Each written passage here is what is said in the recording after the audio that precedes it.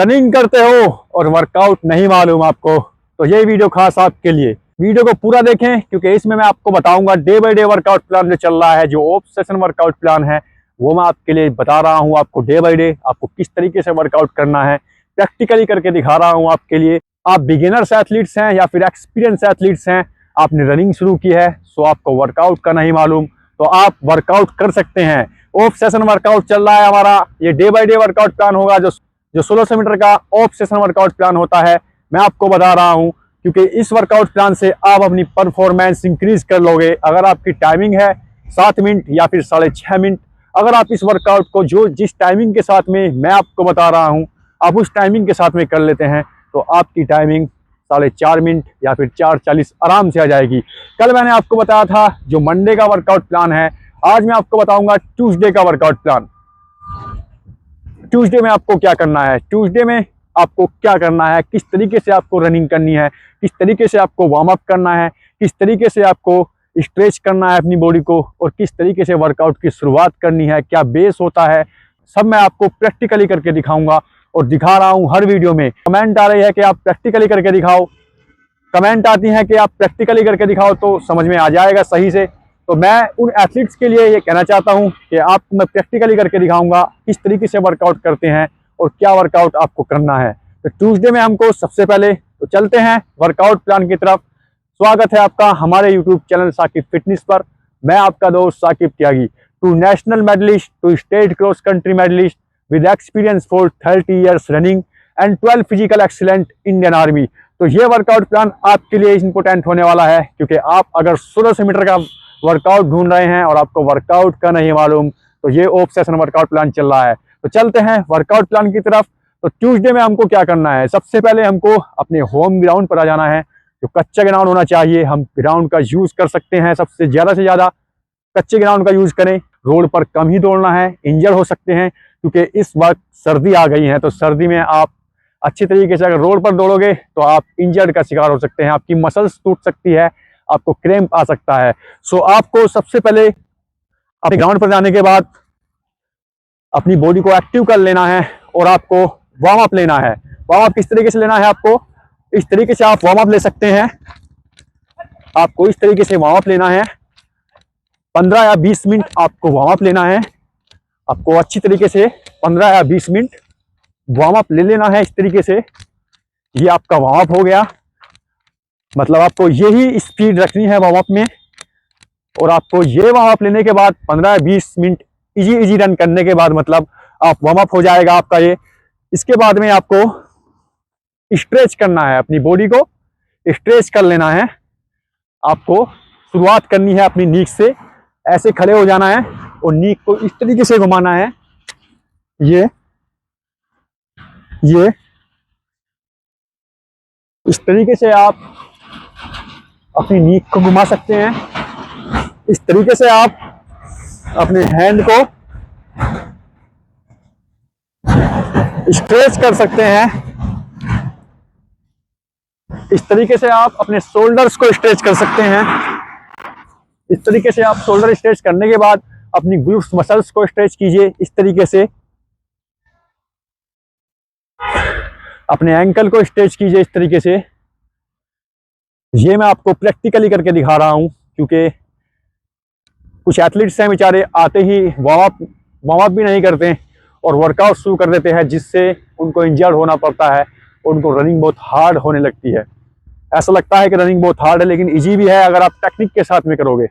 आपको इस तरीके से अपनी हैमस्ट्रिंग को स्ट्रेच करना है। जो टीए भर्ती वाले हैं ये खास करके आप ऐसे कर सकते हैं।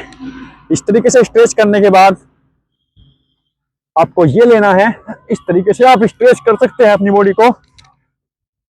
ये फिर ये इस तरीके से आप स्ट्रेच कर सकते हैं अपनी बॉडी को। ये करने के बाद आपको ऐसे अपने हैंड इस तरीके से घुमाने हैं, इस तरीके से घुमा सकते हैं आप। अब आप स्ट्रेच हो चुके हैं। इसके बाद में आपको क्या करना है, इसके बाद आपको ABC ड्रिल करनी है। 5 ड्रिल कर सकते हैं आप, इस तरीके से आप ABC ड्रिल कर सकते हैं। जो फर्स्ट ड्रिल है हमारी, क्योंकि मंडे में हमने एबीसी ड्रिल नहीं की थी। वीक में 2 बार जरूरी है एबीसी ड्रिल करना। 20 मीटर चलने के बाद आपको स्ट्राइड लेनी है थोड़ी इस तरीके से, थोड़ा स्पीड के साथ में। मैंने थोड़ा स्लो किया है। इसके बाद आप ये ले सकते हैं,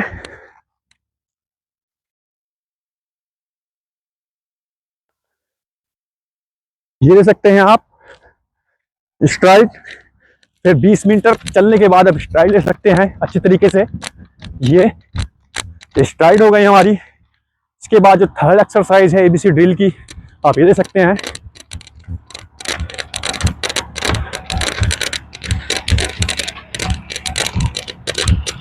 बीस मिनट चलने के बाद आपको फिर से यही, मतलब आपको स्पीड से दौड़ना है, स्ट्राइड लगानी है 50 मीटर की।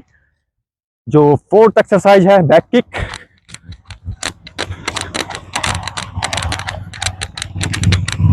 इसके बाद ये स्ट्राइड।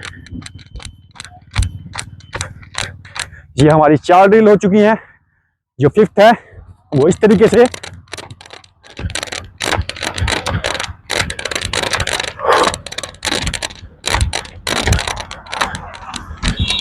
ये हमारी 5 ड्रिल कंप्लीट और साथ में स्ट्राइड भी कंप्लीट।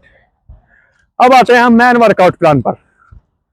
जो हमारा मैन वर्कआउट है उस वर्कआउट पर आते हैं। तो मैन वर्कआउट करना है अब। सो मैन वर्कआउट क्या है हमारा आज का? मैन वर्कआउट है हमारा 800 मीटर। मतलब हमको 800 मीटर की रेपिटेशन लगानी है। कितनी रेपिटेशन लगानी है? हमको 5 या 6 रेपिटेशन लगानी है। जो अच्छे एथलीट्स हैं वो 6 लगा सकते हैं और जो बिगिनर्स हैं वो 5 लगा सकते हैं। जिसमें आपका रेस्ट होगा 3 मिनट का। मतलब आप बिगिनर्स हो या एक्सपीरियंस एथलीट्स हो, आपको 3 मिनट रेस्ट लेना है। और आपकी जो टाइमिंग होगी वो हर रेपिटेशन की टाइमिंग आपकी 2:40 की होगी। क्योंकि ऑफ सेशन वर्कआउट प्लान चल रहा है, ज्यादा स्पीड भी नहीं है, ज्यादा इंडोरेंस भी नहीं है। आपको बीच में रखना है अपनी रनिंग को। आपको 5 या 6 रेपिटेशन लगाने के बाद अच्छे तरीके से कूल डाउन होना है। किस तरीके से होना है कूल डाउन? इस तरीके से आप कूल डाउन हो सकते हैं। हर रेपिटेशन में आपको 3 मिनट का रेस्ट मिलेगा। जो 800 मीटर की रेपिटेशन होगी आपको 3 मिनट का रेस्ट लेना है। इसके बाद में दूसरी रेपिटेशन लगानी है। अच्छी तरीके से रेस्ट कीजिए, मतलब आपको 3 मिनट रेस्ट मिलेगा। उसमें आप स्ट्रेच भी कर सकते हैं अपनी बॉडी को, या फिर आप जॉगिंग के हिसाब से अपनी बॉडी को एक्टिव कर सकते हैं। जितना एक्टिव रखोगे इतनी आपसे बेहतर रेपिटेशन लगेगी। ये करने के बाद आपको सीधा घर से ले जाना है। ये मॉर्निंग वर्कआउट था जो ट्यूसडे में आपको करना है। इसके बाद आपको करना क्या है? जो इवनिंग वर्कआउट प्लान है, इवनिंग में आपको अपने होम ग्राउंड पर आ जाना है। मतलब ग्राउंड पर आने के बाद आपको एक्टिव रेस्ट रखना है। मतलब एक्टिव रेस्ट कैसे? क्योंकि हमारी फटीग लग गई है मंडे में भी और फिर ट्यूसडे में भी सही तरीके से। तो हमको एक्टिव रेस्ट रखना है। एक्टिव रेस्ट में हमको 15 मिनट का वार्म अप लेना है। मतलब आपको जॉगिंग के हिसाब से 15 मिनट वार्म अप ले सकते हैं अच्छे तरीके से। इसके बाद हमको 60 पुशअप लगानी है वार्म अप के बाद में। अच्छे तरीके से 60 पुशअप लगाइए। पुशअप लगाइए मतलब आपको पुशअप मैं लगा कर दिखाऊंगा। आपको इस तरीके से पुशअप लगानी है।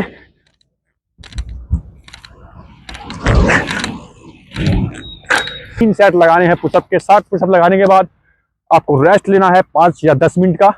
इसके बाद आपको स्ट्रेच करना है अपनी बॉडी को। मैं ऑलरेडी आपके लिए स्ट्रेच की वीडियो डाल चुका हूं, आप वहां जाकर देख सकते हैं। ये था हमारा जो ट्यूसडे का वर्कआउट प्लान है। सो अगर आपको कुछ डाउट है तो आप कमेंट कर सकते हैं। मैं उस डाउट को क्लियर करने की पूरी कोशिश करूंगा। तो मिलते हैं नेक्स्ट वीडियो में। तब तक के लिए कीप रनिंग गाइस।